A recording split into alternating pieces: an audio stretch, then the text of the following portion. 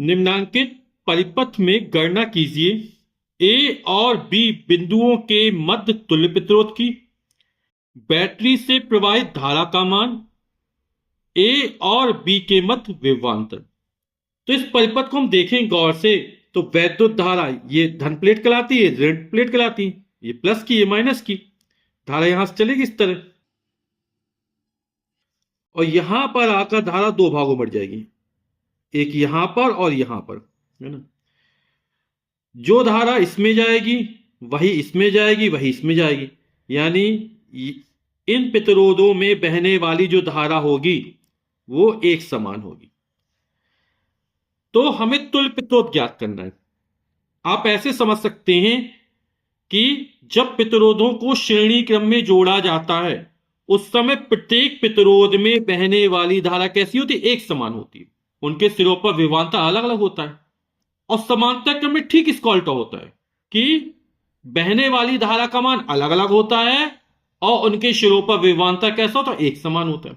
यानी एक ओम एक ओम एक ओम कि ये तीनों प्रतिरोध कैसे जुड़े हुए हैं, श्रेणी क्रम में। क्यों? क्योंकि इनमें बहने वाली धारा कैसी है, एक समान है। या आप इस तरह भी समझ सकते हैं कि इसको यहां से पकड़ के जब खींच देंगे तो बिल्कुल एक सीधी लाइन में आ जाएगा, है ना, यहां से इस पॉइंट को। या फिर ये प्रतिरोध है, इसका पहला सिरा, ये दूसरा सिरा मान लो, ये दूसरे प्रतिरोध के पहले सिरे से जोड़ा है और इसका दूसरा सिरा तीसरे सिरे के प्रतिरोध के पहले सिरे से जोड़ा है ना।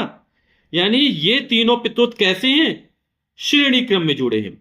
और श्रेणी क्रम में तुल्य प्रतिरोध का सूत्र क्या होता है, R बराबर R1 plus R2 plus R3, यानी इन तीनों को जोड़ देंगे, एक प्लस एक प्लस एक यानी 3 ओम हो जाएगा तुल्य प्रतिरोध। तो आइए हल करते इस प्रश्न को। तो 1 ओम और 1 ओम कि ये तीनों प्रतिरोध श्रेणी क्रम में जुड़े, अतः तुल्य प्रतिरोध R बराबर क्या होता है, R1 plus R2 plus R3। जब प्रतिरोधों को श्रेणी क्रम में जोड़ा जाता है उस समय ये तुल्य प्रतिरोध का सूत्र है, ठीक है। तो सबके मान रख देते, R1 R2 R3 के मान एक एक एक है तो निकला 3, और ये क्या है, ओम का प्रतीक है। ओम किसका मात्रक होता है, प्रतिरोध का मात्रक होता है। अब इन तीनों के स्थान पर एक ऐसा प्रतिरोध प्रयोग करेंगे जिसका तुल्य प्रतिरोध कितना हो, 3 ओम हो, तो चित्र कुछ बदल जाएगा। आपने क्या किया, 3 प्रतिरोधों के स्थान पर एक ऐसा प्रतिरोध प्रयोग करें जिसका तुल्य प्रतिरोध कितना है, 3 ओम है। अब यहां से जब धारा चलेगी धन टर्मिनल से तो यहां पर आकर दो भागों में बढ़ जाएगी, बढ़ जाएगी ना, दो रास्ते गए यहां से। तो आप ऐसे समझ सकते हैं कि जब प्रतिरोधों को समांतर क्रम में जोड़ा जाता है तो उस समय प्रत्येक प्रतिरोध में बहने वाली धारा का मान अलग अलग होता है। क्योंकि यहां प्रतिरोध समान है तो जो धारा बटेगी वो समान बटेगी, ठीक है, लेकिन धारा यहां पर आके बढ़ गई ना। दूसरी चीज ऐसे समझ सकते हैं कि यहां पर इन प्रतिरोधों के पहले पहले सिरे एक साथ जुड़ रहे हैं और दूसरे दूसरे सिरे एक साथ जुड़ रहे हैं। तो ये दोनों प्रतिरोध कैसे जुड़े हुए हैं, समांतर क्रम में जुड़े हुए हैं। जब प्रतिरोधों के पहले पहले सिरे एक साथ जोड़ते हैं, दूसरे दूसरे एक साथ जोड़ते हैं, तब ये प्रतिरोध इसको पकड़ खींचेंगे तो एक इस तरह बन जाएगा, है ना, या इस तरह धारा बढ़ रही है। तो प्रतिरोध जब समांतर क्रम में जुड़ते हैं तो क्या होता है, उस समय प्रत्येक प्रतिरोध धारा का मान कैसा होता है, अलग अलग होता है, उनके सिरों पर विभवांतर समान होता है। यहां पर जो धारा बटेगी वो समान बटेगी क्योंकि प्रतिरोध कैसे है, समान। तो 3 ओम और 3 ओम के प्रतिरोध समांतर क्रम में जुड़े हैं, अतः परिपथ का तुल्य प्रतिरोध कितना निकल आएगा, 3 ओम तथा 3 ओम के प्रतिरोध समांतर क्रम में जुड़े हैं, अतः ए और बी बिंदुओं के मध्य परिपथ का तुल्य प्रतिरोध।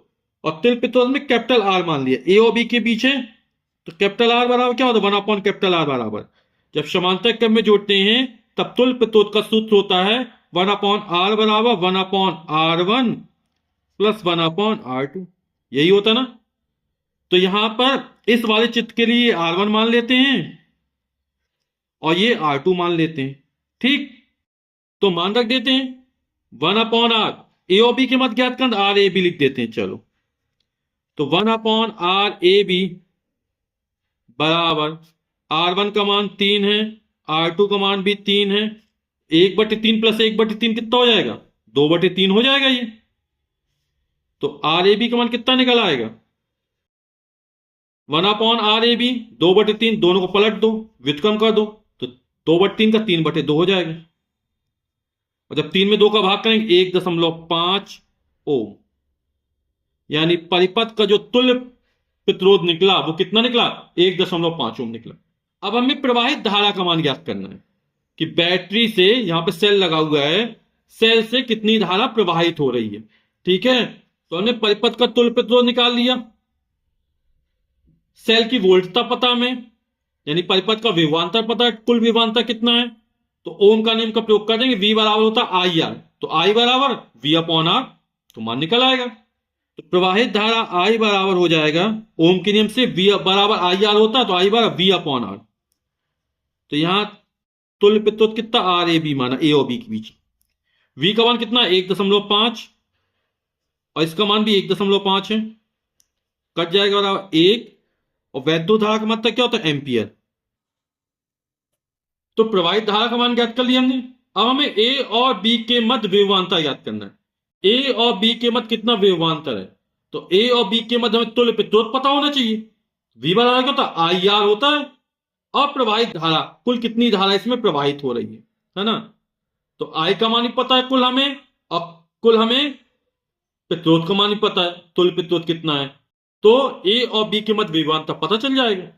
तो ए और बी के मध्य विभवांतर V बराबर होगा आई, कितनी धारा प्रवाहित हो रही है, आर, यानी ए और बी के मध्य तुल्य प्रतिरोध कितना है, क्योंकि बहुत सारे प्रतिरोध लगे ए और बी के मध्य।